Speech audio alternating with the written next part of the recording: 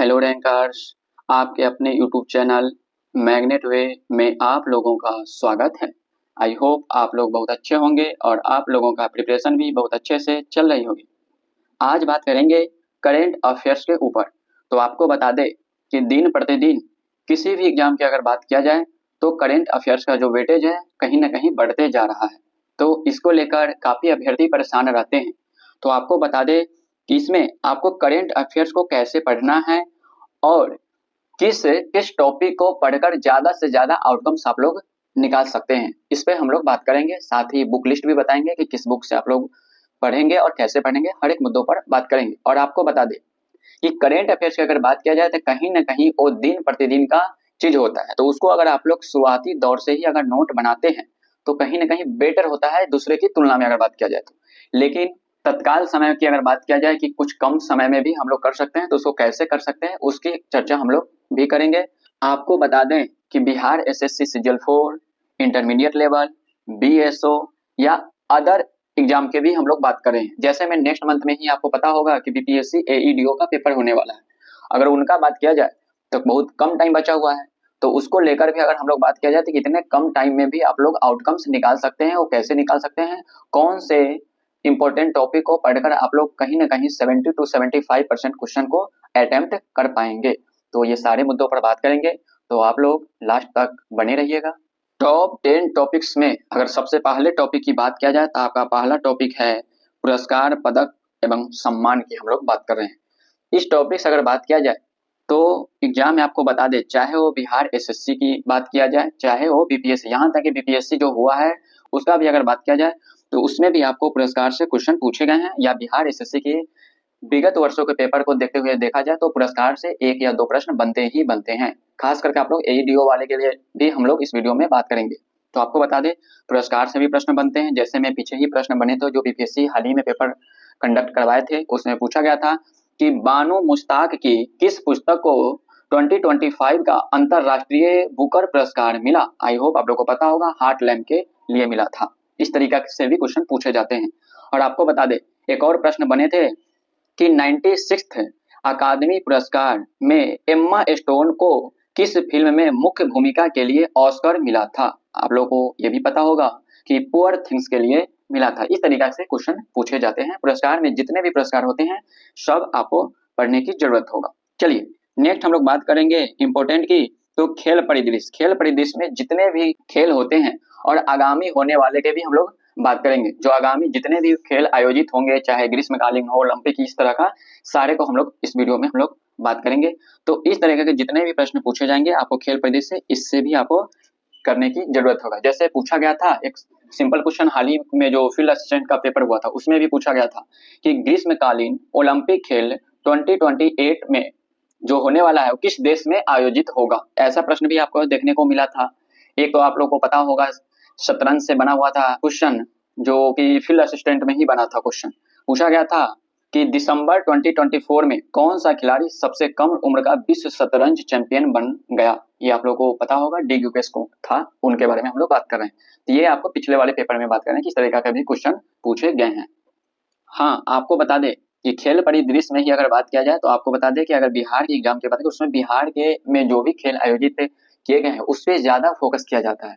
जैसे में आपको पता होगा कि 7वें खेलो इंडिया यूथ गेम्स की मेजबानी पहली बार बिहार में की गई थी। इससे भी क्वेश्चन पूछे गए हैं। जैसे पूछा गया था कि वे अधिकतर किन किन शहरों में आयोजित किए गए थे। ये क्वेश्चन भी पूछा भी गया है, इस तरीके से पूछा भी जा सकता है। तो ये आप लोग ध्यान में रखेंगे, फोकस कहाँ करना है। चलिए आगे हम लोग बात करेंगे कि प्रमुख नियुक्तियां, जितने भी प्रमुख नियुक्तियां हैं चाहे वो नेशनल हो या इंटरनेशनल, इस पे भी आपको फोकस करने की जरूरत है। तो प्रमुख अगर नियुक्तियां में हम लोग बात करें तो इससे भी अच्छे अच्छे प्रश्न आपको बनते हैं। इस पे आपको करने की जरूरत, जैसे मैं पिछले बार ही पूछा था, जैसे मैं आपको बता दें फील्ड असिस्टेंट का पेपर में पूछा गया था जो कि आपको पता होगा अगस्त या सितंबर में उसका पेपर हुआ था। तो उसमें पूछा गया था कि 14 मई 2025 को भारत के 2 में मुख्य न्यायाधीश के रूप में किसने पदभार ग्रहण किया था। आई होप आप लोग को पता होगा, न्यायमूर्ति भूषण रामकृष्ण गवई जी ने थे, लेकिन अब वो चेंज हो चुके हैं, अब 53वें हो गए हैं जस्टिस सूर्यकांत। ये आप लोग को पता होगा। तो इस तरीके से चेंज होंगे, उस तरीके से चाहे इंटरनेशनल हो चाहे नेशनल की बात करें, जितने भी प्रमुख नियुक्तियां हैं उस पर हम लोग बात करें। ये भी आप लोगों के लिए काफी इंपॉर्टेंट है। हर एक मुद्दे पर बात करेंगे, किस किस टॉपिक से ज्यादा प्रश्न पूछे जाएंगे, किससे कम पूछे गए हैं, ये भी हम लोग देखते चलेंगे। आप लोग लास्ट तक बने रहिएगा। नेक्स्ट टॉपिक है महत्वपूर्ण सम्मेलन समारोह। इसमें आप लोगों को पता होगा कि ब्रिक्स शिखर सम्मेलन, G20, AI एक्शन शिखर सम्मेलन, ये सब फेमस है। इस सब से भी आपको प्रश्न बनते ही बनते हैं। आपको जितने भी महत्वपूर्ण सम्मेलन है समारोह, इसको आप लोगों को देकर जाना है। आगे बात करें, इसमें प्रश्न बने थे बीपीएससी में कि फरवरी 2025 में AI एक्शन समिट किस शहर में आयोजित हुआ था। तो आपको पता होगा पेरिस में हुआ था। इस तरीका के भी प्रश्न बन चुके हैं। एक प्रश्न बना हुआ था कि फरवरी 2025 में प्रधानमंत्री मोदी ने फ्रांस के राष्ट्रपति के साथ किस शिखर सम्मेलन की सह अध्यक्षता की।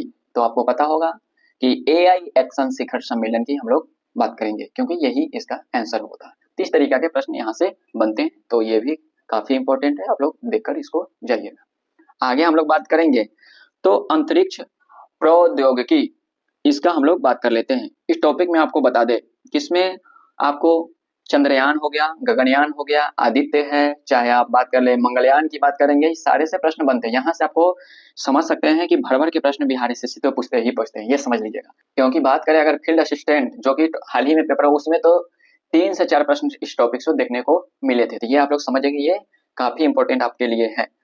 अंतरिक्ष प्रौद्योगिकी की बात हम लोग कर रहे हैं। आगे अगर हम लोग बात करें, नेक्स्ट टॉपिक है सूचकांक रिपोर्ट। सूचकांक रिपोर्ट की अगर बात किया जाए तो इससे भी एक प्रश्न बनते ही बनते हैं। इसमें पूछा क्या जाता है, आप लोग समझिएगा कि इसमें संगठन का नाम पूछा जाता है, जो जारीकर्ता संगठन होते हैं उनका नाम पूछा जाता है। शीर्ष स्थान पे कौन सा देश है उसका भी नाम पूछा जाता है। और सबसे ज्यादा जो पूछे जाते हैं वो पूछा जाता है कि भारत का स्थान कौन सा है। भारत का स्थान पूछा जाता है कि कितने नंबर पे है, रैंकिंग। इसमें पूछा जैसे में जा सकता है कि वैश्विक नवाचार सतत विकास लक्ष्य की बात किया जाए, या पूछा भी गया है बहुत सारे एग्जाम में, जैसे में मानव विकास सूचकांक, ये बीपीएससी में भी आपको क्वेश्चन बने थे यहाँ से, मानव विकास सूचकांक से अगर बात किया जाए तो इस तरीका से आप लोग सूचकांक को भी आपको अच्छे तरीके से देखने की जरूरत है। खास करके भारत का स्थान जरूर देख के जाइएगा। नेक्स्ट टॉपिक आप लोग का है बजट। बजट में आप लोगों को बता दे कि सेंट्रल एंड स्टेट दोनों को देखने की जरूरत है। दोनों बजट को आप लोग अच्छे तरीके से देख लीजिए, यहाँ से भी प्रश्न बनते हैं। आगे हम लोग बात करें तो आर्थिक सर्वेक्षण, आर्थिक सर्वेक्षण से भी प्रश्न बनते हैं। आपको बता दें रेपो दर वगैरह जो होता है उसको आप लोग अच्छे तरीके से देख लीजिएगा, क्योंकि एक पेपर में क्वेश्चन बने थे कि भारतीय रिजर्व बैंक जो आरबीआई है ने एमपीसी बैठक के दौरान अप्रैल 2025 में क्या रेपो दर निर्धारित की थी। ऐसा भी क्वेश्चन बने हुए हैं। तो इस तरीके से रेपो दर वगैरह आप अच्छे तरीके से देख लीजिएगा डाटा को। यहाँ से डाटा से क्वेश्चन पूछे जाते हैं आर्थिक सर्वेक्षण की अगर बात किया जाए तो। चलिए नेक्स्ट बात करेंगे, जितने भी प्रमुख सैन्य अभ्यास हुए हैं उन पे भी आपको फोकस होनी चाहिए, यहाँ से भी प्रश्न बनते हैं। और आगे बात किया जाए तो आपको पता होगा कि बिहार का एग्जाम अगर है तो बिहार विधानसभा जो चुनाव हुआ था 2025 में, वहां से तो प्रश्न बनते ही बनते हैं। तो यहाँ भी आपको फोकस करने की जरूरत है। नेक्स्ट और लास्ट टॉपिक आप लोग का है चर्चित घटनाक्रम। जितने भी इंपॉर्टेंट इवेंट्स है इसमें आपको बता दे जो चर्चा में अभी हाल में रहता है, चाहे नेशनल हो या इंटरनेशनल की हम लोग बात कर रहे हैं।